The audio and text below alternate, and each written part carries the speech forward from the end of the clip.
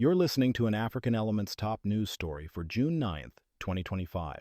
Please visit our website at africanelements.org for more daily news. Portland Fire Discrimination Case by Darius Spearman, African Elements. In a significant victory for civil rights, Black firefighter Jason Wilson was awarded $275,000 by a jury. The jury determined the Portland Fire Bureau subjected him to racial discrimination, harassment, and retaliation. Wilson filed his lawsuit against the city of Portland in February 2024. The monetary award came in June 2025, recognizing years of discrimination. This included offensive racist jokes and being repeatedly denied promotion opportunities.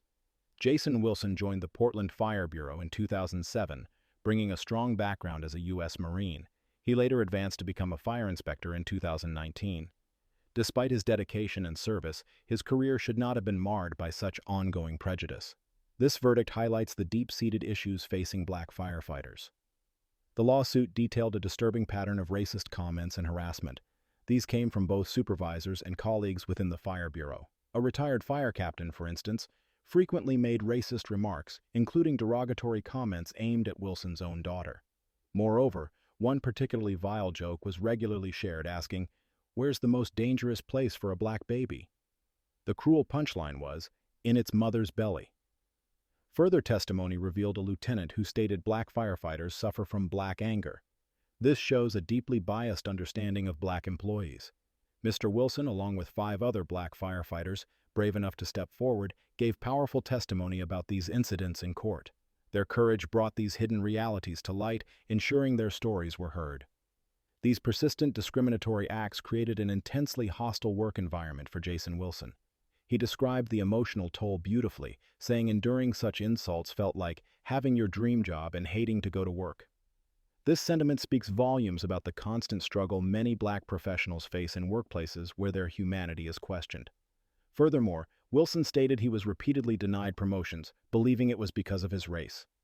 These denials impacted his career trajectory and his financial stability alike. When Wilson reported the discrimination he experienced, he faced severe retaliation within the Fire Bureau. This is a common tactic used to silence those who dare to challenge the status quo. The jury ultimately found the Portland Fire Bureau responsible. They concluded the Bureau ignored complaints about the racist environment and the unfair treatment Wilson endured. This negligence points to a deeper systemic issue within the organization, indicating a failure to protect its employees.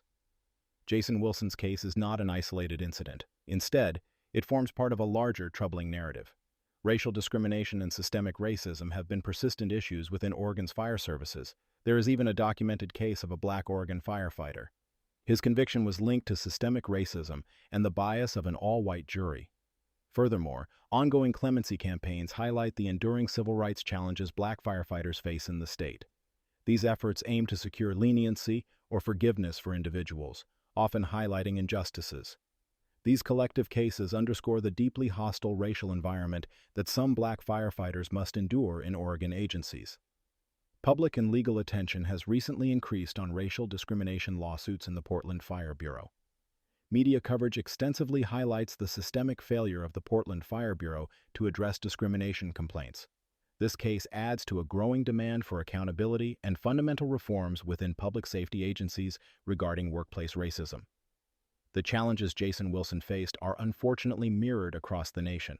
Studies consistently show that minority firefighters, particularly Black firefighters, encounter higher rates of workplace discrimination. They also face significant barriers when seeking promotions nationwide.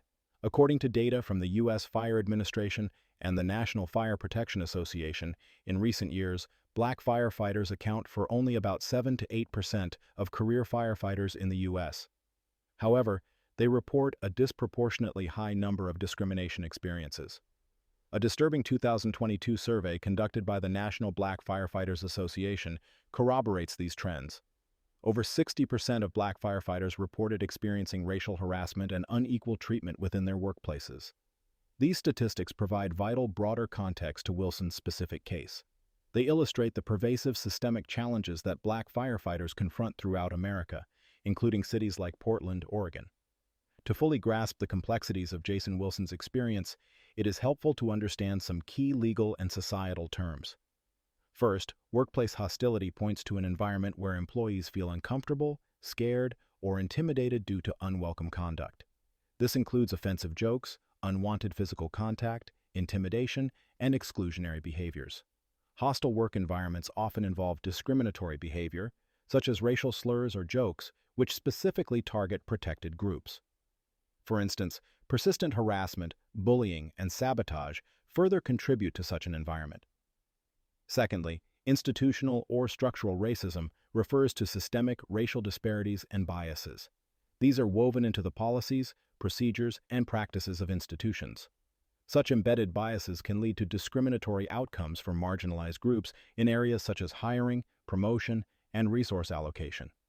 This type of racism means unequal access to opportunities and unequal treatment within organizations. It often unintentionally perpetuates historical inequalities. Structural racism is different from individual biases. Instead, it focuses on the systemic decisions that affect race relations. Retaliation in a legal context specifically involves actions taken against employees who report or oppose discriminatory practices. This can happen after filing a complaint or participating in an investigation. Common examples include demotions, denial of promotions, or exclusion from important projects. Such acts are illegal under laws like Title VII of the Civil Rights Act, which prohibits employers from discriminating against employees for engaging in protected activities. Employers are held liable if they fail to prevent or correct discriminatory behavior. Additionally, courts assess whether the employer took reasonable steps to prevent or correct the discrimination, ensuring a fair and safe workplace for all. The role of a fire inspector, such as Jason Wilson's position, is significant in public safety. A fire inspector is responsible for ensuring that buildings and facilities comply with fire safety codes and regulations. This role involves conducting regular inspections to identify potential fire hazards and enforcing compliance with safety standards. They often work with building owners and managers to ensure public safety, highlighting the importance of the position. The denial of promotions for Wilson, a dedicated fire inspector, therefore highlights a profound impact on his career progression. This professional stagnation can lead to lower lifetime earnings and reduced benefits, affecting his overall well-being. This personal impact underscores the broader effects of discrimination on individuals. The disparities between Black firefighters' representation in the workforce and their presence in local demographics truly highlight systemic issues in hiring and promotion practices. Such disparities often suggest systemic barriers within employment processes. These barriers include biased hiring practices and inadequate outreach efforts. Furthermore, the difference in representation also points to a significant lack of diversity and inclusion initiatives within fire departments. This is a crucial area for improvement. Reform efforts in public safety agencies are essential.